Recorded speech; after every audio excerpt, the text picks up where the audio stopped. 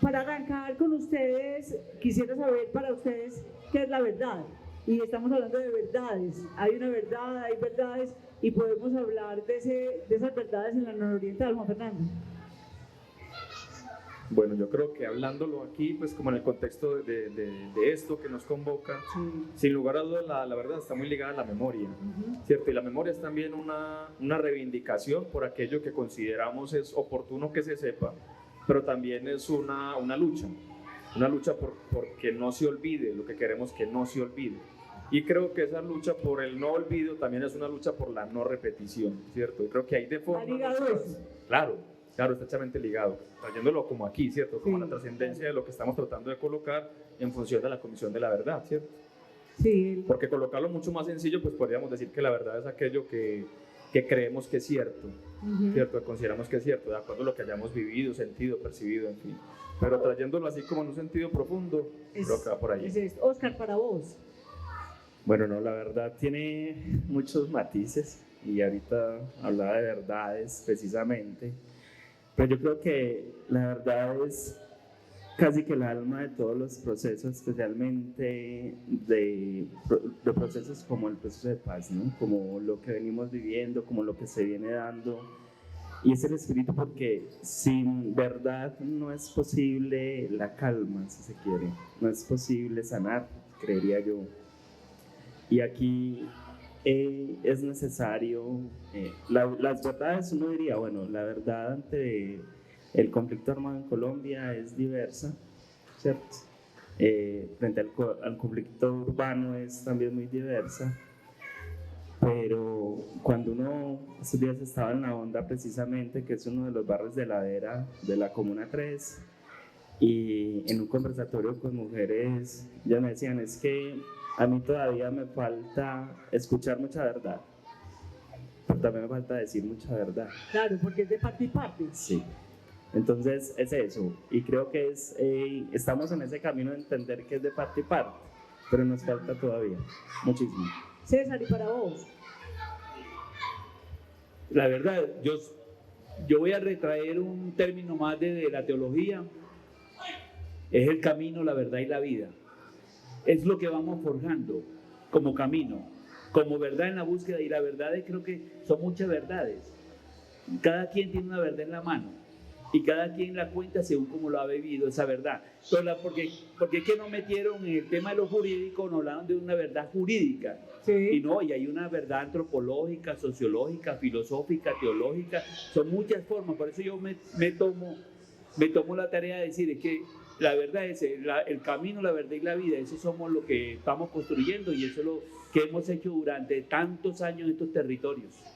Entonces tengo otra mirada distinta a la verdad jurídica, que es la que se ha manejado en los acuerdos. Una verdad jurídica, en los acuerdos se ha manejado eso, pero no hay la otra verdad, la antropológica, la sociológica, la filosófica, la existencial. Esa ahí veces queda como en discusión. Bueno, Irene, en ese proceso de recolección de información salen todas estas verdades expresadas. Efectivamente. Ajá. Yo creo que en el proceso de investigación que hizo la Comisión de la Verdad vimos una cosa muy fuerte que estaba planteando Juan Fernando, y es esa relación entre la verdad y la memoria.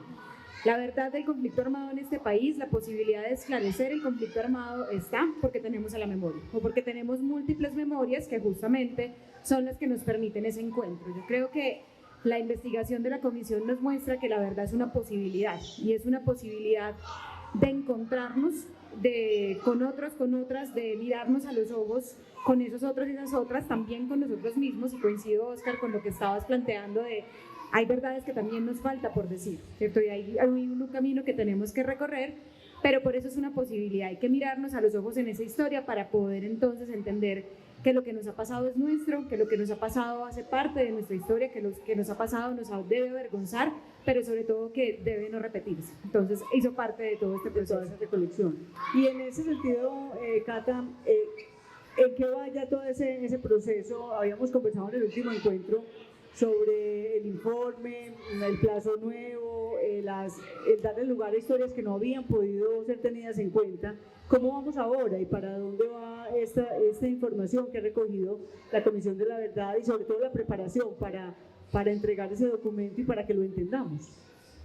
Bueno, digamos que la ampliación del plazo posibilita realmente podernos acercar y profundizar sobre todo en algunos elementos que sabemos que requiere ahondar mucho más, precisamente porque las memorias y las voces son múltiples y evidentemente la pandemia, pero la persistencia del conflicto armado en algunos territorios ha limitado que podamos conversar y acercarnos a esas memorias, a esas verdades desde esas múltiples perspectivas también.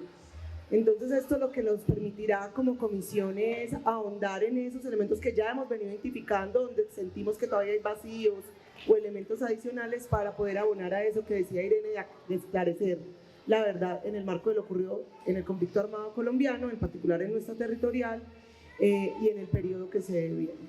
Entonces vamos a ahondar hasta junio y digamos que la apuesta es que podamos entregar, o la tarea, el mandato que tenemos ahora es entregarle a la sociedad el informe en junio, el informe final en múltiples formatos, y que podamos hacer una cosa que para nosotros era muy importante en la comisión y era tener un tiempo de socialización, que esos fueron los 2 meses más que nos otorgaron.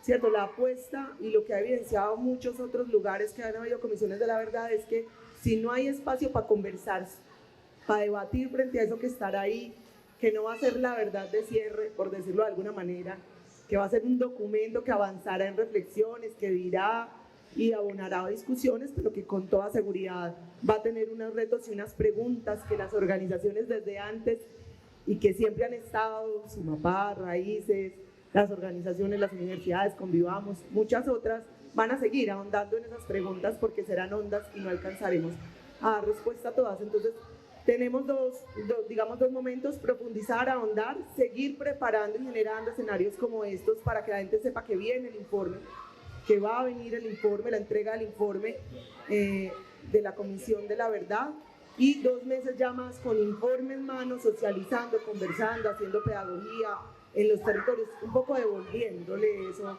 También yo creería que a la generosidad que ha tenido la sociedad con la comisión en particular y con centralidad en las víctimas. No solo, pero efectivamente son uno de esos actores claves. Muy protagonista. Cuando yo me voy poniendo el tapabocas es porque me voy para allá, para afuera, para conversar con el público que nos acompaña y quiero ir a preguntarle a doña Marta. Doña Marta, voy para allá. Hola, buenas tardes. ¿Cómo le ha ido? Noches, muy bien, ¿y usted? Yo soy Liliana y estamos aquí conversando sobre cómo ha cambiado toda esta zona aquí donde vos vivís. Ha cambiado. No son muchos los cambios. No. Que no se escucha casi. Dice aquí la muchacha. Sí, no te escucha. O sea, es que tiene eco. Bueno, yo me voy a quitar aquí un pedacito. Vos, cuando hablamos de verdad, para vos, ¿qué quiere decir la verdad? ¿Qué significa la verdad? La verdad es reconocer todo eso que nos ha pasado sin mucha tristeza, con mucho valor y sí, no desconociendo lo bueno y lo malo. ¿Qué verdades hay que conocer aquí en Manrique? Las verdades, pues hay muchas verdades, pero si no son reconocidas por el gobierno, nada hacemos. Nos quedamos siempre con una incertidumbre, con un dolor de no ser reconocida esa verdad que tenemos cada persona de esta Comuna 3.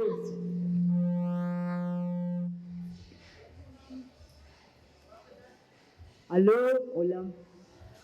¿Hay alguna verdad que a vos te haga falta, que necesites saber? La verdad de mi desaparecido, de mis desaparecidos, de tantos desaparecidos que no nos dicen la verdad, que no hemos encontrado eco a eso que reclamamos. Entonces sí, esa es mi incertidumbre, mi dolor de no tener noticias de mis desaparecidos.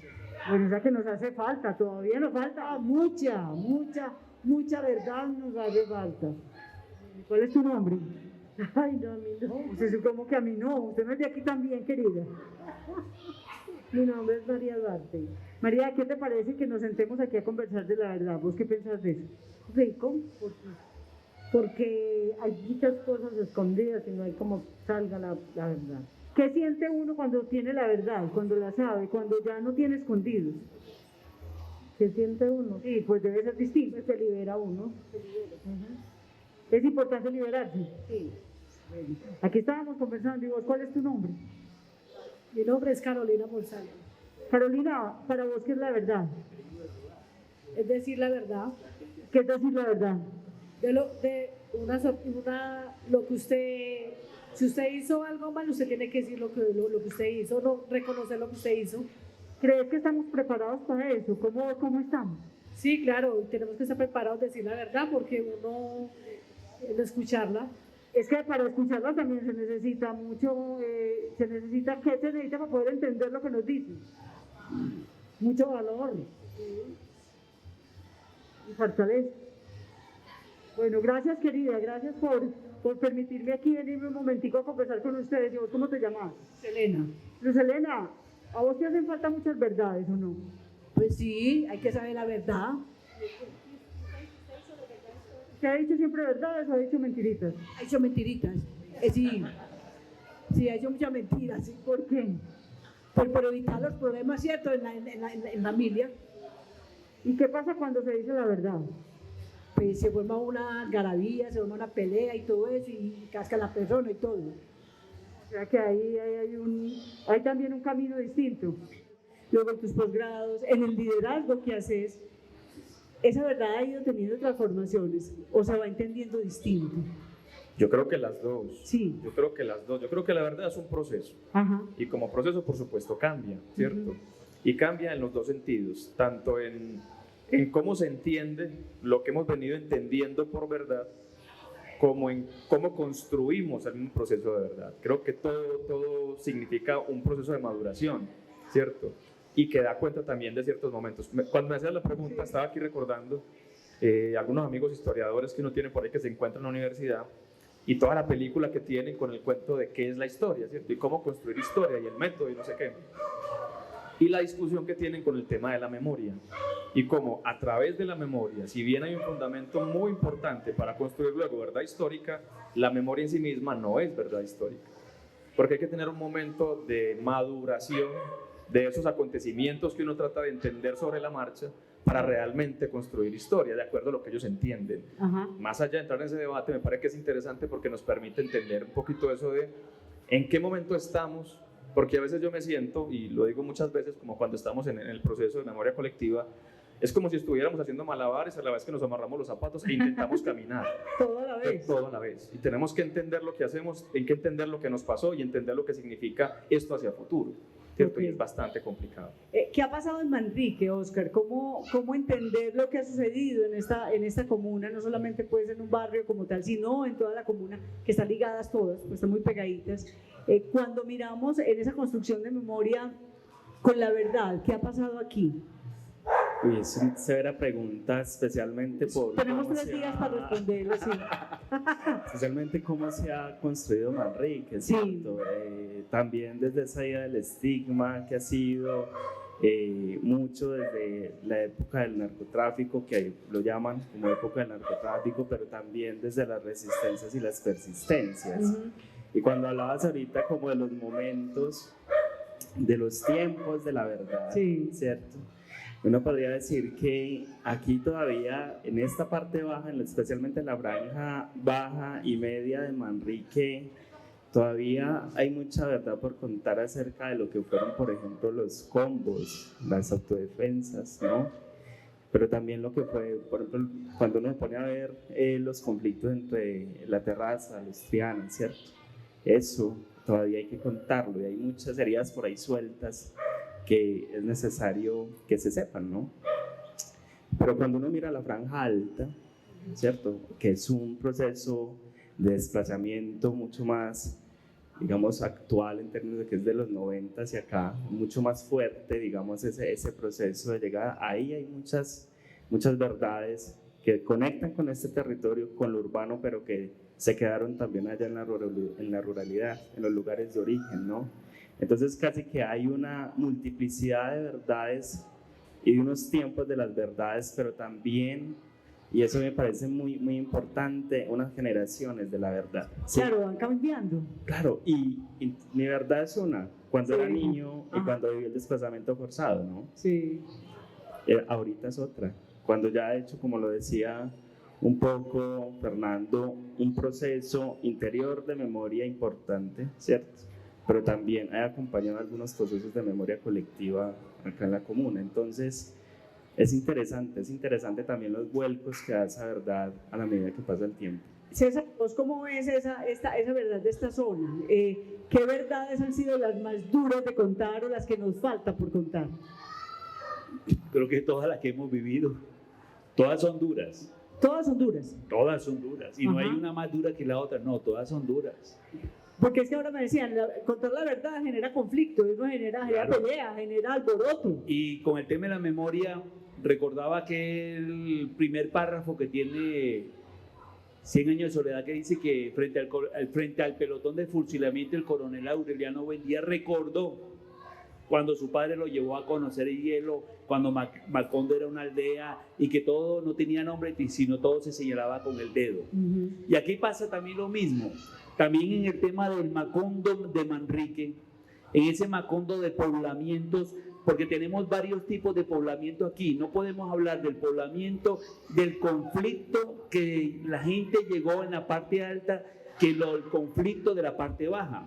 Y los de la mitad que estaban Y ahí viviendo. pero encontramos, por ejemplo, algo que muy poco se menciona, y es el poblamiento en los primeros tipos de poblamiento que se dan en la década del 60, que nos dijeron a nosotros que era la violencia liberal conservadora y que expulsó mucha gente del campo y que todos estos barrios se empezaron a poblar.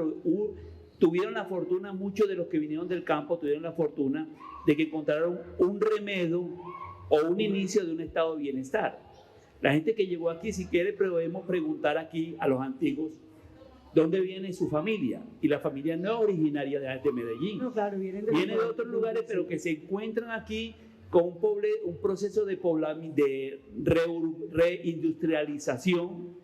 reindustrialización, y la gente que llega del campo encuentra trabajo. Uh-huh. Encuentra un estado que garantizaba la salud, la educación, el trabajo y garantizaba otro tipo de cosas. O sea, un estado mínimo de bienestar y de hecho de vivienda, porque había una gran constructora de vivienda estatal que era el Instituto de Crédito Territorial, que muchos de estos barrios que hoy son de clase media eran edificaciones populares.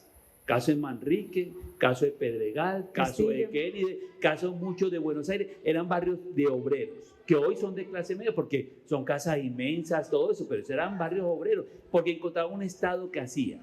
Uh-huh. En cambio, hoy llega la gente desplazada de la década de los 90, sobre todo en la primera parte que yo conocí a Oscar cuando era un niño. A Oscar lo conocí como de 10 años, porque incluso estaba preguntando por su mamá ahora y me dio la infortunada noticia que había fallecido. Yo conocí a su mamá. ¿Recuerda cuando nosotros llenamos de gallinas por allá eso? Yo tuve la osadía, la locura de que decíamos, bueno, porque a la gente vamos a empezar a llenar de gallinas toda la parte de la Honda y la Cruz, ¿recuerda? Estaban los primeros poblamientos y llenamos de gallinas eso de galponcitos pequeños, y llegó un momento que nos quedamos sin dinero para comprar el cuido, y me dice un señor de lo que llaman la Primavera, que era un desplazado que venía de los lados del Picachito, y en el Picachito recuerde que lo quemaron, un 30 de abril lo quemaron, la gente se vino para la parte alta, y ¿qué dice él? Él dice, don César, usted no me dio, yo tengo apenas 2 hijos, y usted me dio 15 pollos. Yo lo podría decir más que franja, Oscar, capas geológicas sociales, porque no es lo mismo hablar de Manrique abajo que hablar de Manrique arriba. Entonces son capas geológicas de poblamiento y de periodos de poblamiento, que eso es interesante pronto los estudiosos que lo miren. Ajá. Irene, en esta mirada, digamos, de estas verdades y de lo que pasa en los barrios y especialmente en esta zona, es clave mirar los tiempos, cada generación o cada grupo etario cuenta la verdad de una manera distinta, ¿cierto? Para los niños significa algo, para los jóvenes de lo que se ha vivido y de la violencia y de los actos violentos pueden ser entendidos de manera distinta. Por supuesto, de hecho la comisión parte como de distintos tiempos. Uno muy principal, o digamos uno muy fuerte, es entender que estamos esclareciendo la verdad en un periodo de transición, incompleto, con problemas, con dificultades que sabemos que están, pero es un periodo distinto. O sea, no es lo mismo esclarecer la verdad cuando no tenemos a un actor armado como las FARC en la escena, cuando no está allí, que cuando lo tenemos. Por eso es distinto construir la verdad o esclarecer la verdad en el medio del conflicto que en la transición. Esa es una primera cosa que tiene en cuenta la comisión. Lo segundo es que tenemos tiempos distintos. El conflicto armado colombiano ha sido muy largo, ha sido muy complejo, y en ese sentido es muy importante entender las diferencias también temporales y espaciales. No es lo mismo, como decía un poco ahorita Oscar, el conflicto armado en lo rural que en lo urbano. No es lo mismo tampoco el conflicto armado en los distintos periodos de tiempo. Entonces, por eso la comisión ha construido su informe teniendo en cuenta 5 periodos que vienen justamente desde esos antecedentes que nos cuenta César, pero que van hasta la actualidad, porque hoy tenemos violencias y conflictos que persisten en el país. Y finalmente, para no alargarme mucho, porque este también es un tema que podríamos profundizar un montón, la comisión ha entendido que es muy importante comprender las maneras diferenciales de vivir, de experimentar, de padecer el conflicto armado. Y por eso todo el proceso de escucha que hizo la Comisión de la Verdad, que sigue haciendo, tiene unos enfoques diferenciales que son muy importantes para la investigación. Entonces nos hemos preguntado qué significa vivir el conflicto armado siendo un niño, una niña o un adolescente, qué significa vivir el conflicto armado siendo un adulto mayor, cómo hay unas diferencias generacionales que son importantes reconocer, cómo también es importante reconocer lo que pasa con las segundas o las terceras generaciones. No es lo mismo lo que puede recordar la familia de Oscar, sus abuelos, sus abuelas, que lo que puede recordar Oscar. Ahí hay unas diferencias que son importantes, y lo mismo con otros enfoques diferenciales, con la mirada que tienen las mujeres y las personas LGBTI, la mirada que tienen los pueblos indígenas, afrodescendientes y romaní, la mirada también distinta que tienen ciertos sectores sociales y económicos de esta sociedad, que también es importante incluirlos en este relato, y también, bueno, una diferencia incluso muy básica entre víctimas y excombatientes. Entonces, esa pluralidad de las memorias, sumada se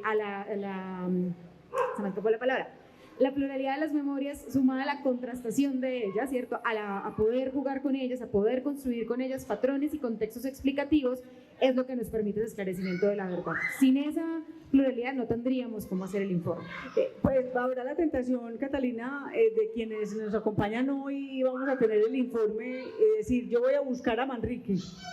Pues yo voy a buscar en Manrique y a ver cuáles son las verdades de Manrique, que dijeron. Yo voy a buscar Aranjuez, yo voy a buscar cada una de mis zonas donde yo vivo. Así lo vamos a buscar. Y los barrios vamos a buscar así, o cómo vamos a leer ese documento. No, eso es muy importante, Liliana, porque mira, recuerden que la comisión es una entidad de carácter nacional. Entonces, la apuesta es por tratar de construir una reflexión alrededor del esclarecimiento del conflicto armado con todos los elementos que acaba de plantear Irene y muchos otros más, ¿cierto? Esas diferencias territoriales. Entonces, no vamos a tener un capítulo ni siquiera Antioquia, lo que no quiere decir que no hayan alusiones e historias a Antioquia o a las dinámicas urbanas, para ponerlo en el caso, digamos, de la ciudad de Medellín, y posiblemente recurramos a elementos de Manrique, de la 13, de la 8, ¿cierto? De zonas donde la dinámica del conflicto armado tenía una fuerte evidencia. Yo sí quisiera resaltar será un relato nacional que mostrará diferencias regionales, porque el conflicto armado, digamos, los límites sociopolíticos, demográficos, juegan distinto para los actores armados y para las dinámicas de la guerra.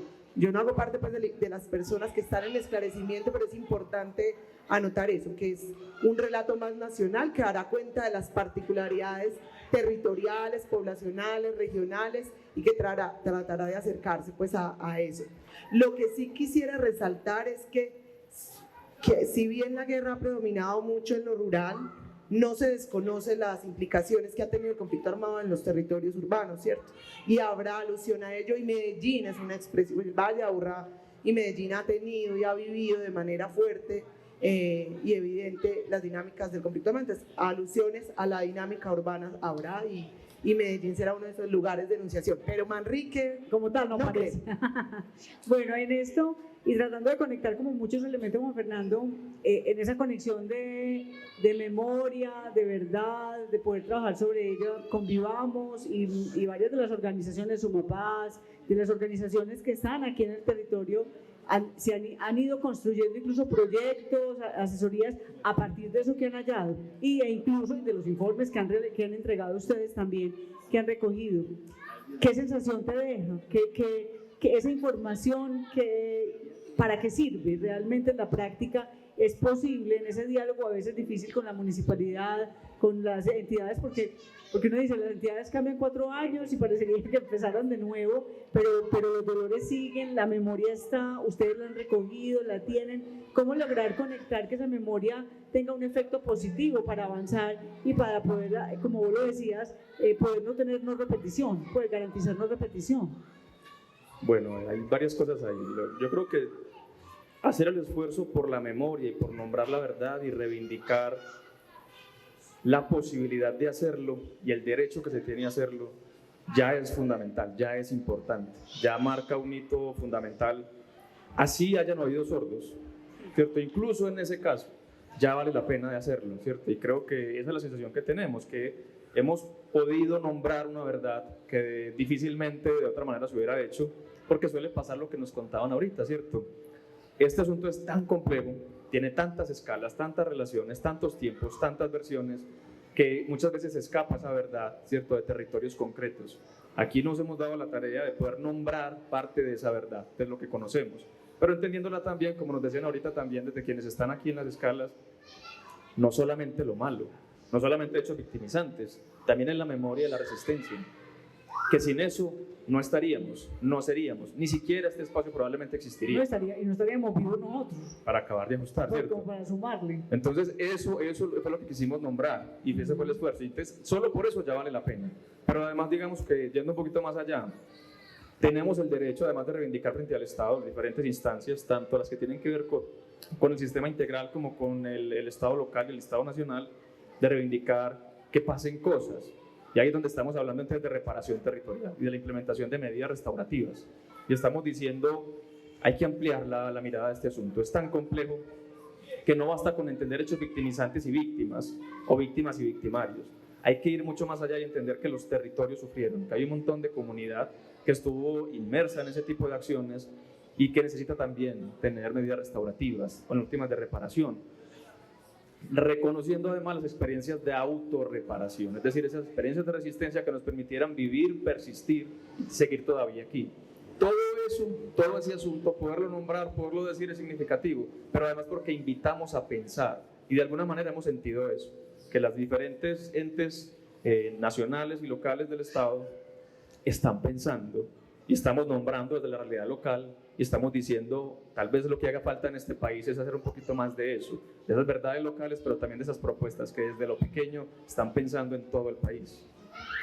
Oscar, ¿cómo lograr que en esos cambios generacionales aparecen otras violencias, empiezan a aparecer, o sea, las violencias no desaparecen? Hemos nombrado unas, estamos recuperando una muy fuerte en el marco de un conflicto armado. Hoy pues vemos, y desde la psicología yo estoy viendo muchas violencias en el tema de salud mental, en la manipulación, en el consumo de sustancias psicoactivas, en la provocación del suicidio. O sea, hay un montón de violencias que siguen apareciendo. ¿Qué resistencias pudiéramos volver colectivas? ¿Qué experiencias te acordás que valga la pena promocionar, mantener vigentes que de pronto te hayan tocado a vos y digamos, qué bacano que las nuevas generaciones también hagan de esto, o se acuerden de esto? Yo creo que históricamente en Manrique, pero no solo en Manrique, sino en la ciudad, el sector artístico y cultural ha sido fundamental precisamente, no solamente para controvertir esas violencias que se daban y que se han dado, sino un poco para poder ser el apoyo o el refugio de muchos jóvenes que ahorita viven unas violencias que ahorita se expresan, no es que no estuviesen antes, se expresan ahorita mucho más, ¿cierto? Digamos que tienen mayor visibilidad. Y eso yo creo que es importante porque nos pone en el lugar también, y yo creo que ahí la recuperación de las memorias tiene mucho sentido, y el asunto de los diálogos generacionales, ¿cierto? Porque posibilitan ahorita en el presente poner esas violencias que del pasado fueron tan dolorosas y que no se tramitaron, ¿cierto? En este escenario. Y empezar a hablar de todas, de las del pasado y las de ahora, ¿cierto? Y de cómo es posible irlas tramitando. Yo sé que es un asunto de localidades muy pequeñas, de grupos muy pequeños, ¿cierto? De barrios propiamente dichos, pero que se convierten en un aliciente frente a ese poder fuerte que es la violencia en la ciudad y en el país, ¿no? Porque todavía tiene mucha fuerza. Hay algo que es fundamental y es el asunto de tomarse la calle. Hay una acción importantísima que en Manrique fue fuerte, las lunadas, por ejemplo, lunadas juveniles, ¿cierto? Vencer el miedo de la noche en medio del conflicto, eso, digamos... Eso era pues completamente atrevido. Supremamente atrevido, y ahorita se ha venido recuperando, ¿cierto? Ese asunto de hacer las lunadas y los parches nocturnos desde las juventudes, ¿cierto? Porque siento que las juventudes han tenido también ese asunto del riesgo, ¿cierto? Digamos que han asumido el riesgo, ¿no? Han de cierta manera... han salido a la calle sin temor, pues ahorita lo vemos más que todo en estos últimos añitos, ¿cierto? Sí que lo hemos visto, pero en los 90, principios del 2000, tuvieron la gallardía de hacerlo también, ¿cierto? Y yo creo que los que fueron jóvenes en ese tiempo, que nosotros éramos niños y vimos todo ese legado, eso es lo que nos permite también ahorita estar parados y salir en la noche. Ok, poderla vivir. César, ¿qué resistencia crees vos que valga la pena mantener y multiplicar?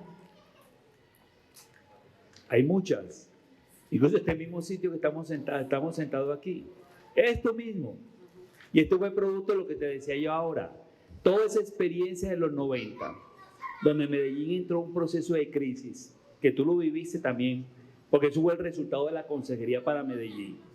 Eso es que creemos que el tema del conflicto solamente apareció con el tema de la negociación. No, eso ha venido, y lo importante de Medellín, por Medellín, yo le decía a Oscar ahora, por Medellín han pasado todos los meridianos, pasan todos los meridianos del conflicto y lo exportamos.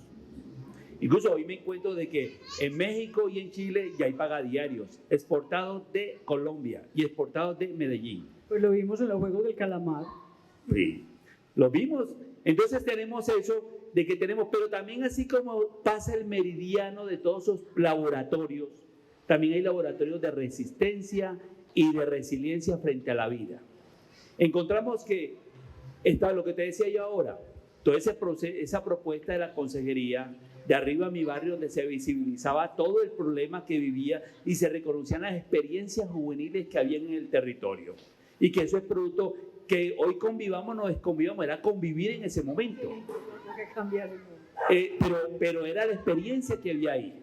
El núcleo de vida que está aquí es producto de eso. O las casas juveniles del momento. Encontramos que aquí en Manrique semilla de esperanza. Pero encontramos en el otro frente, en la DOSCO, encontramos en nuestra gente, encontramos la Corporación Simón Bolívar, encontramos semillas de realizadores de sueño en la Comuna 13. Hablamos de experiencias de planeación local del desarrollo frente al conflicto, que no solamente el problema fue que nos matamos y me mataron y me volvieron a matar, la generación del desquite, no. También hay una generación que se ha ido construyendo también. O miren las comparsas del 7 de diciembre de Barrio Comparsa. Ajá. Cuando salían los desfiles de mitos y leyendas que son contemporáneos para el conflicto duro que tuvo la ciudad. Entonces son parte de esa memoria de resistencia, que nos hemos quedado con el dolor. Y ese es el problema de la resistencia que yo tengo frente al tema de la verdad, porque nos quedamos con el dolor. Pero en medio del dolor también hay experiencias de vida, y esas experiencias de vida a veces no las hemos resaltado, nos quedamos con los muertos, los desaparecidos, pero no nos hemos quedado con toda esa experiencia de Simón Bolívar, la experiencia de nuestra gente, Picacho. de convivir, Picacho con futuro, todo eso son experiencias frente al conflicto. Y hoy tenemos arriba experiencias como en Bello Oriente, las granjas comunitarias, la misma experiencia en la casa comunitaria en La Honda. El parlante. Todo eso lo tenemos. Y una parte de ese proceso, que hay que, incluso estamos hoy en deuda, como parte de la memoria, un homenaje a la empanada. Porque la Todo empanada, se hizo con la empanada. porque es que la empanada, todo eso se hizo a base de empanadas. La empanada aglutinó y aglutina la resistencia y experiencias de vida. Y con eso se hicieron parroquias, se hicieron colegios, y eso era respuesta a la ausencia del Estado o la debilidad del Estado. Y hay que reconocer, ya voy a culminar, la presencia de sectores de Iglesia Popular, de la Teología de la Liberación, que hizo presencia en estos sectores. Los jesuitas, incluso Martín Baró, que fue un mártir de la Universidad, la UCA en Centroamérica, El Salvador, él estuvo en la Comuna 2, en la iglesia marisieladora. Carlos Alberto Calderón, que falleció en África. Entonces, toda una serie de gente que se metió en rendirle memoria en vida al padre Federico Carrasquilla, que hace parte de toda esa experiencia de la memoria. Esa es la memoria no es de muerte, la memoria es de vida y de existencia. El documento va a ser muy provocador para que con lo que está diciendo César lo completemos, ¿cierto? Yo ya me estoy viendo, me estoy imaginando el documental de la empanada, ¿cierto? Pues la papa como una resistencia, la papa como una opción de encontrarnos, como lo fue el fútbol y como fueron los sancochos y como lo fueron, pues porque los sancochos fueron fundamentales para juntar barrios y para poder limar muchas asperezas. Los copas, claro, las copas de paz que se hicieron en estos territorios. Sí, y todo ese juego alemán que todos jugábamos con 2 balones y que lográbamos tener el mismo uniforme todos, los 2 equipos, los mismos balones, que eso se experimentó aquí y no había faltas y no había árbitro. Y entonces, bueno, aquí se hicieron muchos experimentos interesantes que vale la pena, que pueden ser capítulos adicionales frente a esto.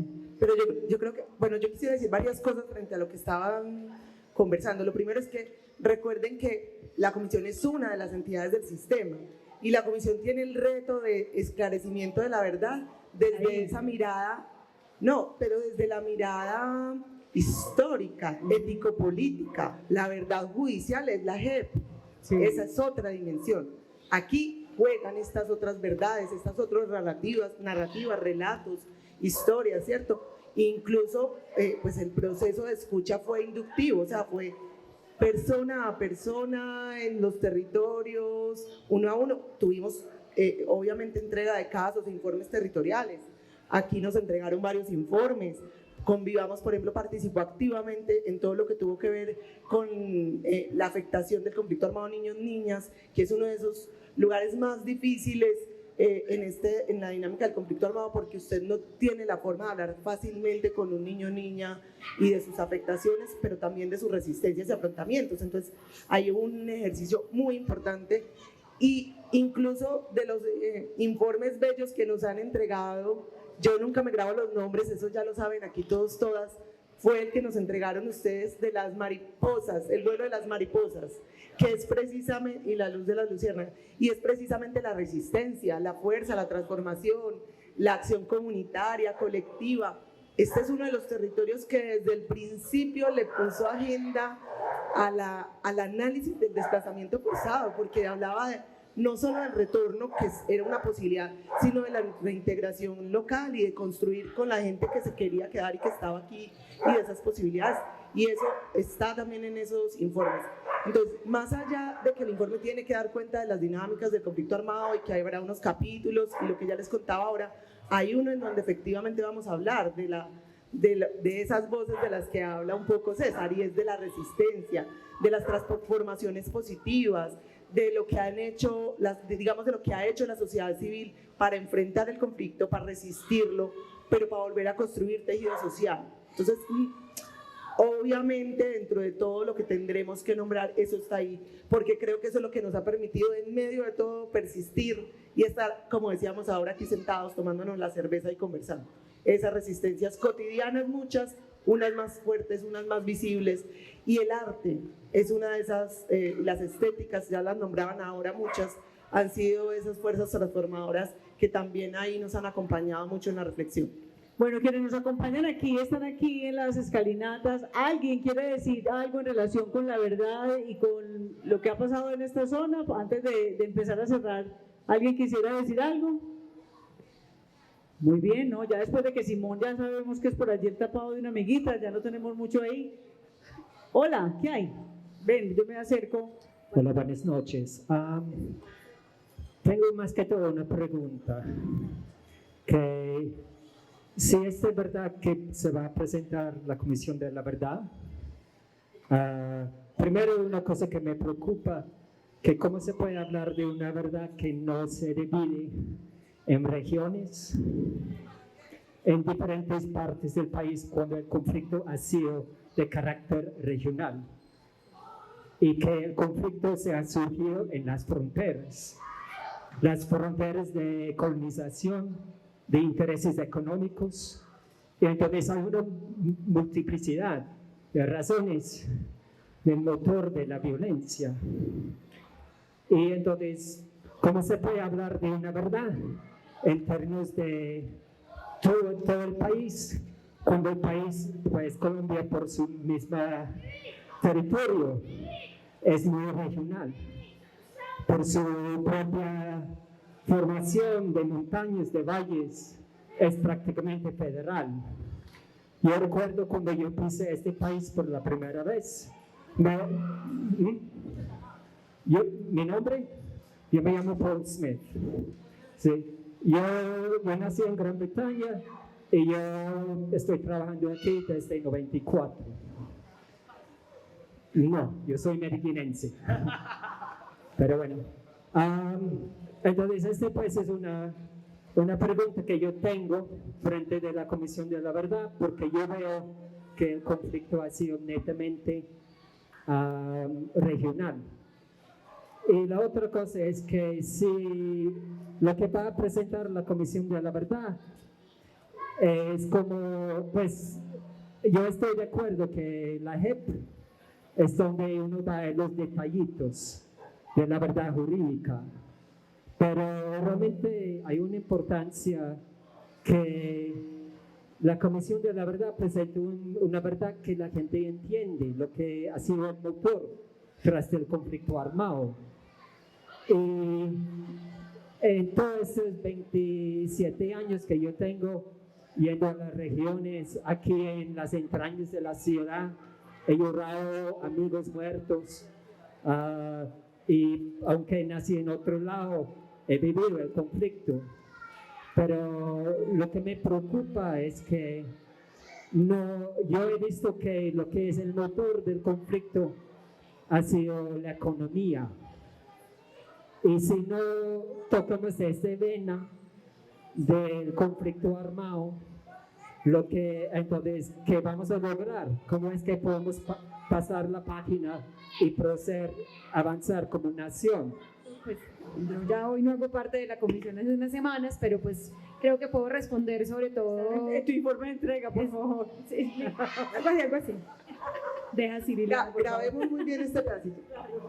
No, mentiras. No, nosotros partimos justamente de esa idea que efectivamente tú estás planteando, y es que este conflicto fue largo, complejo, degradado, pero además territorializado, ¿cierto? Es decir, no es lo mismo hablar del conflicto armado en Antioquia como es hablar del conflicto armado en el Caribe colombiano. Hay unas diferencias territoriales que son la base fundamental del informe. De hecho, toda la manera como se concibió la Comisión de la Verdad y como se hizo todo el ejercicio de escucha fue partiendo de esas diferencias regionales. Entonces, por eso la Comisión tuvo, si no estoy mal, Cata me corrige, 26 casas territoriales, 28 casas territoriales, gracias, en distintas partes del país. Digo tuvo porque los equipos se mantienen, algunas de estas casas ya están cerradas físicamente, pero todos los equipos siguen trabajando en función de o la investigación o el diálogo social, ¿cierto?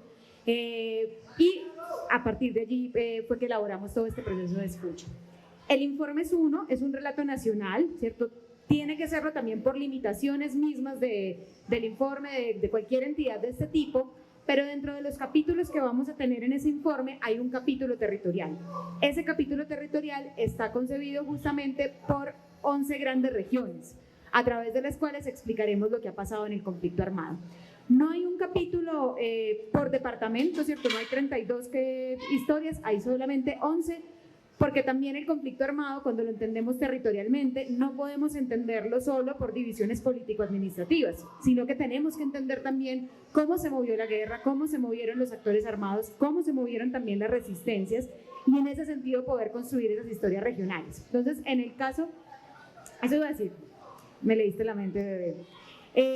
¿Cuáles son esas 11 zonas regionales? Tenemos la zona del Caribe colombiano, que tiene una particularidad, aquí les voy a dar mini spoilers, pero tiene una particularidad, y es que también tiene relatos de personas de San Andrés, que esos relatos son muy poco conocidos en lo que hemos hecho sobre el conflicto armado en el país, y este capítulo va a tener algunas de estas voces, pero se encarga de toda la costa Caribe colombiana. Hay otra región que es la frontera del nororiente, que es toda la frontera con Venezuela y lo que pasa sobre todo en el norte de Santander y en Arauca, que allí también hay unas dinámicas de persistencia del conflicto armado que son muy importantes para entender por qué el conflicto armado hoy continúa en el país o, digamos, está focalizado en zonas como estas. Tenemos otra región que es el Magdalena Medio, que cubre el Magdalena Medio antioqueño, el Magdalena Medio del Santander y, bueno, toda esa zona del Magdalena Medio. Esa es la que siempre me cuesta explicar, pero porque soy capaz de imaginarla, pero no. El sur de Bolívar es otro de esos lugares, el sur del Cesar, exactamente. Exacto, sí. Y de hecho, una de las casas de la verdad fuerte es la de Barranca Bermeja, que es la capital de esa región.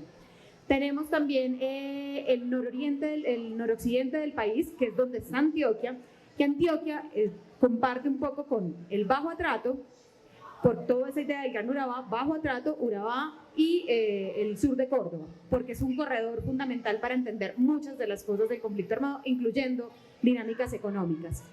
Tenemos también el Pacífico, que cubre todo el Chocó y la parte baja del Cauca, pues y del Valle del Cauca, con lugares también muy importantes como Tumaco, como Buenaventura, bueno, Quibdó misma, que también hay unas dinámicas urbanas distintas a las que tenemos en Medellín, Cali o Bogotá. Tenemos la zona del Valle del Cauca y Cauca, tenemos la Orinoquía y tenemos Amazonía. Si no estoy mal, ahí están todas las regiones, pero adicionalmente hay dos relatos que son muy importantes. Un relato de dinámicas urbanas específicas. Ahora que Cata estaba hablando del informe, pensaba mucho en ese apartadito, en esa historia regional, que lo que también un poco la discusión que nos dimos en la comisión, muy basada en lo que también se propusieron en informes como los que se entregaron aquí en Medellín, fue hay que mostrar un poco más que el conflicto armado también fue urbano, y por eso entonces se decidió tener un apartado específico que se llama Dinámicas Urbanas, que va a mostrar cuáles son las particularidades del conflicto en lo urbano. Y hay un relato que ese es un poco más nacional, pero que también nos parece importante darle fuerza desde las particularidades territoriales, que es el relato de los campesinos y campesinas. Hay un capítulo que es el capítulo étnico, donde van a estar las voces, sobre todo de indígenas, afrodescendientes, palenqueros y romanís, pero sentimos que también políticamente es importante decir que buena parte de las víctimas del conflicto armado, la mayor parte de las víctimas del conflicto armado, son los campesinos y campesinas, y en ese sentido habrá un relato específico sobre ellos.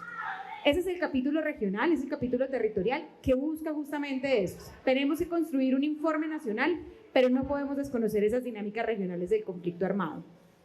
Y frente a lo segundo que preguntabas, ahí, para contarles muy rápidamente, les decía ahora, la comisión trabaja con patrones, es decir, cosas que se repiten, violencias que se repiten, resistencias también que se repiten y que nos permiten entender qué fue lo sistemático de este conflicto armado, pero también trabaja con contextos explicativos, es decir, que explica el patrón. La violencia no surge de los árboles, la violencia tiene una raíz y tenemos que entender por qué surge. Entonces los contextos explicativos están muy ligados justamente a esas explicaciones más de tipo económico, político, social. Ahí igual sí debo decirlo, es muy difícil, hay unas responsabilidades que van a ser muy difíciles de mostrar, entre otras cosas por todos los cambios y las transformaciones que tuvo el acuerdo de paz posterior al plebiscito, que lo diré de una manera muy coloquial, pero nos dejó sin dientes también para poder exigir ciertas verdades a ciertos sectores que tienen responsabilidades en el conflicto armado. Pero yo creo que se ha hecho un esfuerzo muy grande por efectivamente lograr encontrar esas voces de distintas maneras, ¿cierto? Y poder mostrar también hay unas responsabilidades de los sectores económicos, pero también de otros sectores, incluyendo allí el Estado, pues como con una fuerza muy grande. Ahí, de todos modos, y ya con eso termino, perdón Liliana. Sí, gracias. Pero hay una cosa que me parece importante decir e insistir en esto, es la Comisión de la Verdad no es la primera entidad que trabaja con estas memorias, tenemos un montón de cosas previas que fueron fundamentales para entender todo el trabajo de la Comisión, pero no será la última. La Comisión no pretende construir una verdad definitiva, completa, que diga se cierra. Exactamente, es una provocación. Como fue una provocación para producir informes como los que se produjeron en Medellín y en otras partes del país, y como debe seguir siendo una preocupación para seguir pensando en lo que nos ha pasado. En Medellín, en Antioquia se entregaron más de 60 informes muy distintos todos. En Medellín, recuerdo así muy rápidamente, que no tengo el cuadrito Excel aquí, pero está el 5, ¿cierto? El palo de las mariposas, la luz de las luciérnagas, se entregaron 3 informes, o más, porque se entregaron 3 informes sobre la Universidad de Antioquia, y se entregó el de la Comuna 13 y el de la Mesa de Víctimas, gracias. 2 de las mesas de víctimas, bueno, son como unos 10 informes que nos cuentan además distintas realidades y distintos elementos. Bien. Bueno, yo quiero cerrar. Tienes aquí una pregunta, claro que sí. Lo que quiero decir es lo siguiente, que la verdad, pues para mí es un escenario que está compuesto de diferentes dramas. Y los dramas colombianos, entre esos el conflicto armado político-militar, porque en Colombia hay muchos conflictos armados. En concreto, el conflicto armado político-militar es uno de esos dramas.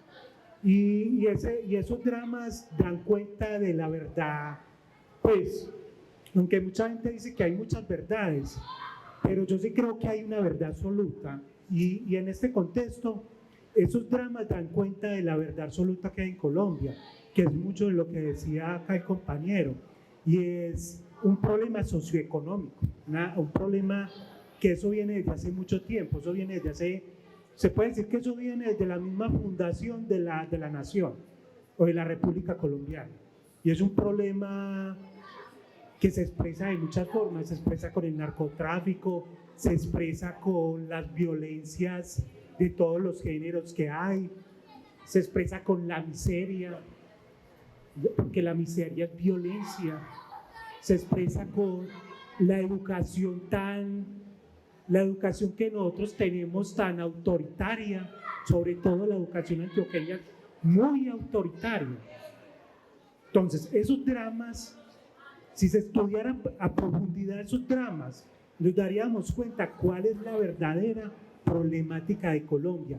Y lo que sucede en Colombia, eso ya está sobrediagnosticado.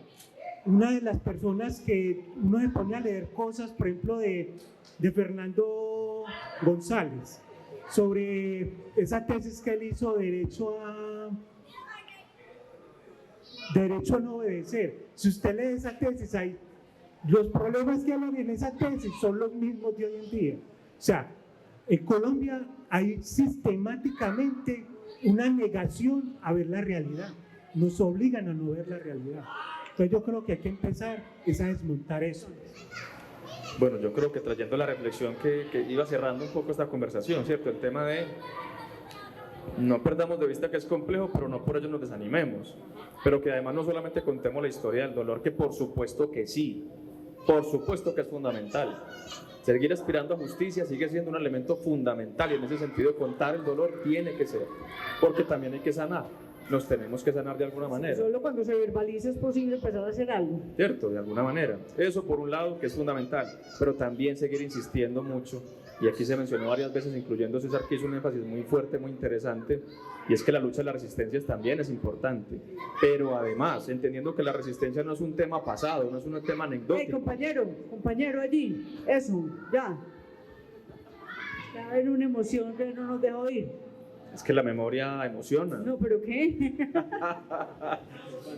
Y decía que el tema es la memoria, no, la resistencia entendida no como un tema del pasado, como unos hechos pasados, como el convite vivido hace 30 años, como el sancocho hecho hace 10 años, sino que hoy están pasando y hoy ese legado sigue vivo, pero además se expresan de nuevas maneras, ¿cierto? Entonces la resistencia sigue viva, pero además es una resistencia que construye propuesta, y dar cuenta no solamente de la resistencia como un hecho, como una cosa que va pasando, sino con sentido de construcción de propuesta, e interpretar esa propuesta se vuelve fundamental. Entonces, nombrar el dolor, reivindicar la justicia, reivindicar la resistencia, reconocerla como un hecho presente, pero además reconocer la importancia de construir propuesta, yo creo que ese es de alguna manera el reto que nos queda. Bueno, Oscar, ¿qué seguimos? ¿Con qué seguimos de aquí en adelante? No, yo creo que hay que seguir con el diálogo intergeneracional, ¿cierto? Hay que seguir con procesos de acompañamiento donde esté la academia, donde estén las organizaciones sociales, donde esté la comunidad en sí. Hay que seguir exigiendo voluntad política para los procesos, ¿cierto? Pero no solamente voluntad política, sino también voluntad económica, ¿cierto? Para poder financiar esos procesos, que es fundamental.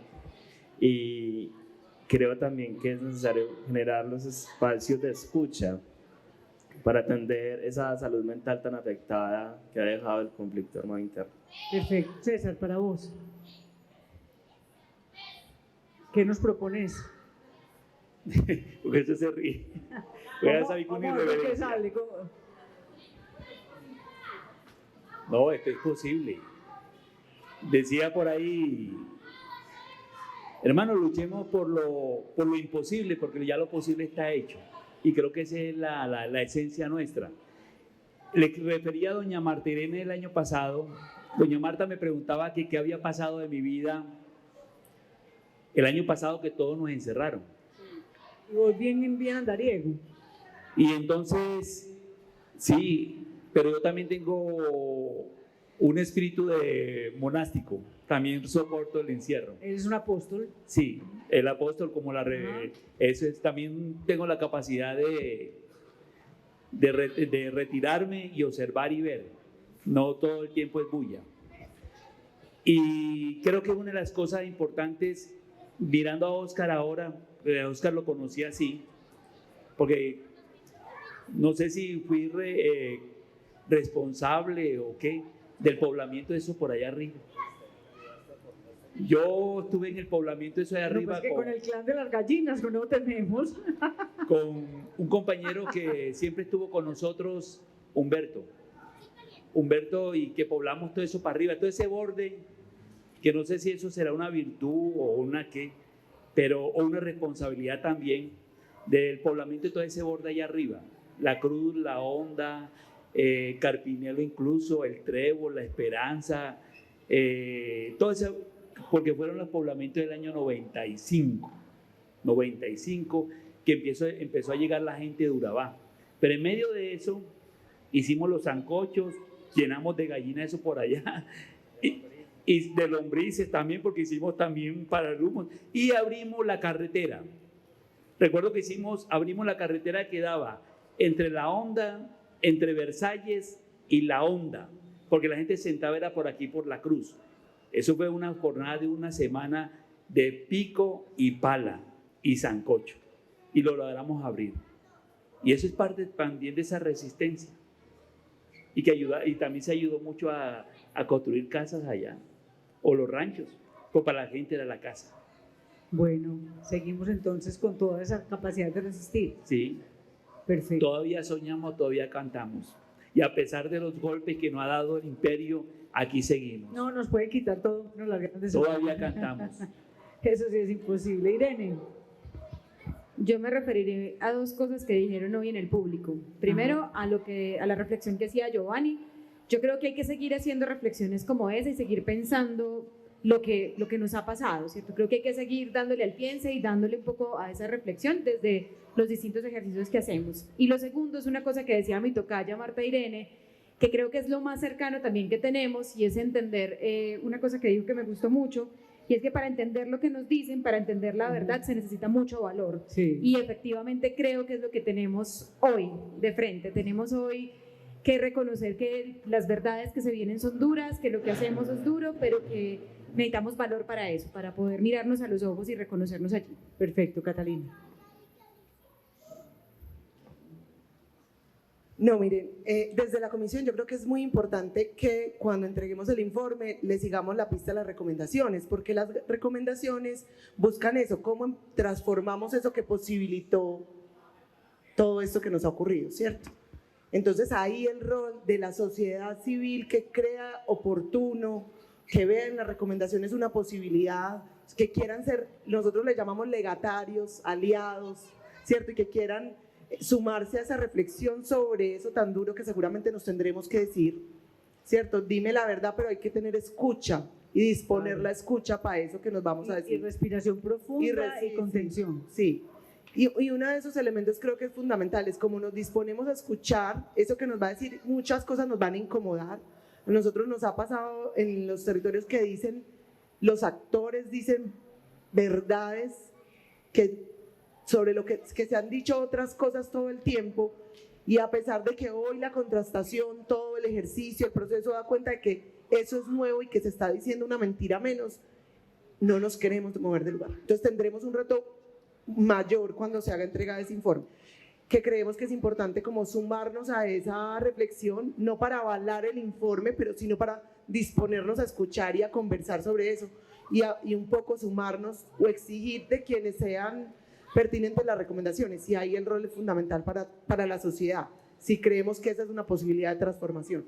Y lo segundo es el tema de la continuidad, o sea, uno de los elementos que tendrá que plantear el informe es la persistencia. O sea, no estamos hablando del pasado, del conflicto armado, estamos hablando del presente en muchos territorios y de esos factores de continuidad. ¿Cómo le hacemos frente? Porque hoy no es la misma sociedad de los 90 ni de los 2000, esta es otra, que ha aprendido, seguramente también habrá desaprendido otras cosas. ¿Cómo le hacemos frente hoy? ¿Qué elementos nuevos tenemos que nos posibiliten hacerle preguntas a eso que nos sigue pasando en muchas zonas o lo que nos está pasando en otras, y es el que están volviendo a armarse en ciertos territorios, ¿cierto? A reactivarse. ¿Cómo le vamos a hacer frente para que no tengamos que volver en unos años a ver todo ese desangre, digámoslo así? Entonces creo yo que por ahí dejaría yo ese reto. Como sociedad no seamos indolentes y nos dispongamos a hacerle frente a esto. Me mandan esta música de la orquesta nororiental. Nororiental Star, porque saben que estamos aquí, me dicen póngalo por favor para que cierre en un lugar que hemos tocado y que queremos mucho, y antes se llamaban Guadalupe, cuando nació este teatro.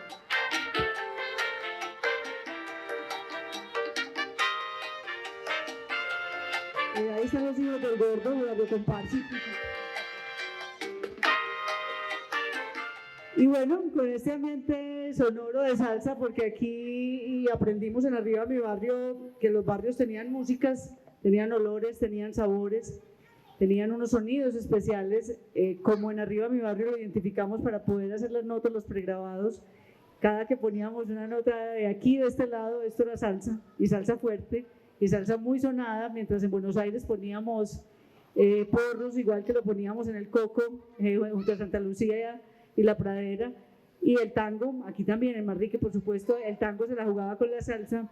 Les agradecemos, gracias por ese trabajo, por insistir, por persistir, por soñar, y a ustedes por acompañarnos. Doña Irene Marta, gracias por darnos esa lección, por decirnos hay que estar preparados para la verdad, además la exigimos, la requerimos, la necesitamos, y a ustedes por acompañarnos, por estar aquí en este espacio de la Comisión de la Verdad, acompañado por Confama y por una serie de organizaciones sociales que creen, que insisten y que no se van a dejar quitar ese derecho a la memoria y a exigir la no repetición. Nos vemos. Muchas gracias.